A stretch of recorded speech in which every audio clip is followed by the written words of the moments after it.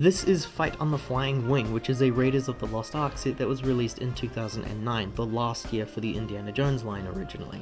I'm not sure how much this cost back in the day, but I do know that it's currently valued at $530 sealed, or half of that for an open set. Jesus! This is a set, however, that will literally never be remade due to the plane itself. The overview here is you get a brick-built car, I really like, a pilot, Marion Indy, a German mechanic, and the flying wing aircraft.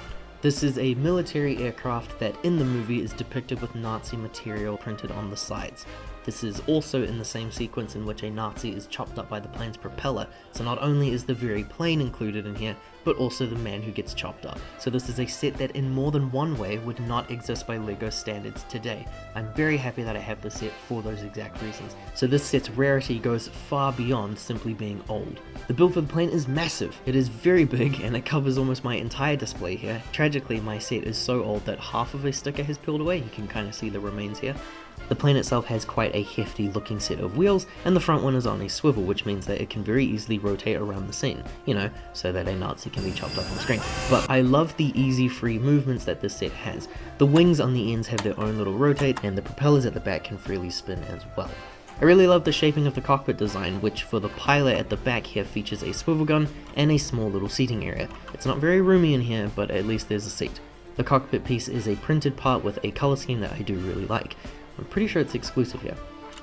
There are supposed to be 2 of these poles on the wings, I've only got 1. It's an old set, I've lost some pieces. The underside of the plane is where most of these sturdy bricks are located. The wing piece itself is one giant part that doesn't fit in any bags when I dismantle this thing, so it has to sit in a box on its own. Most of the bricks included are for building a solid cockpit structure that can be held in place underneath and on top. The front cockpit section is on its own special hinge, so the entire part can open up to reveal a little seating area inside. There's a chair and a small build for a monitor. Behind that seat is a hidden compartment for the treasure.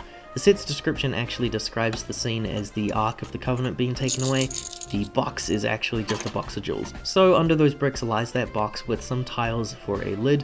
A couple of gems are inside, nice touch, but I have seen some better treasures in other sets of this line. I do like how snug this fits, and the added hidden feature is pretty cool too. This is the brick-built tanker truck, which I love because the Indiana Jones line for me was all about these brick-built vehicles. We get cars and trucks and such all the time that follow a pretty base design, but as a kid this was so intriguing to me because it's all practically brick-built. 6 wheels, entirely colored grey, it's another military type vehicle in a children's toy brand. The front section here opens up at the roof, and there's room for 2 minifigures to be seated. Its only play feature is the gas tank at the back, which can rotate, and there's also a hose that's connected, which you can attach to the plane for refueling.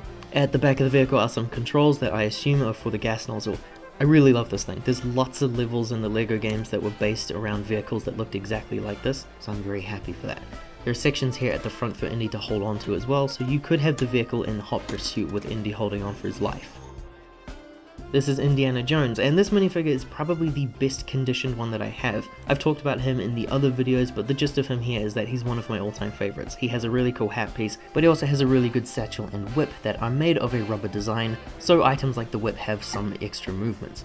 Released across 15 sets in total apparently. Marion here is the same one that was featured in the Lost Tomb set. She is nice, but I've never really liked that style of face prints for the ladies of the Indiana Jones line. The bright blue eyes just don't really work for me, and I think it kind of dates her a lot more than it does the others. This is the pilot, who is actually just the German soldier minifigure. He is basically the exact same design as the one in the motorcycle chase, but his helmet is different.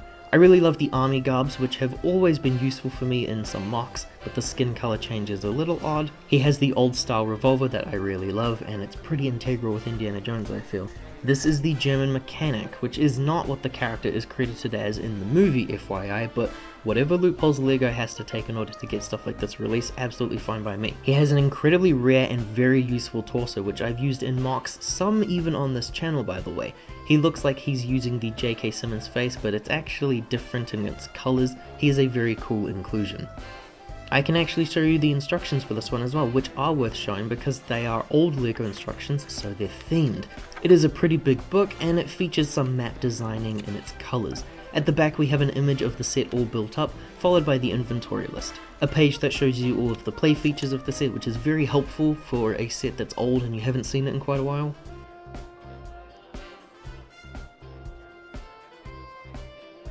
advertisements at the back show off only one LEGO Indiana Jones set. It's the Shanghai chase scene from Temple of Doom, which is a set that I would love to get a hold of because it features a new design for Indiana Jones, and there weren't really that many Temple of Doom sets. I really love brick-built cars as well, if you can't tell. That's my look at an old Indiana Jones set that is never going to be remade.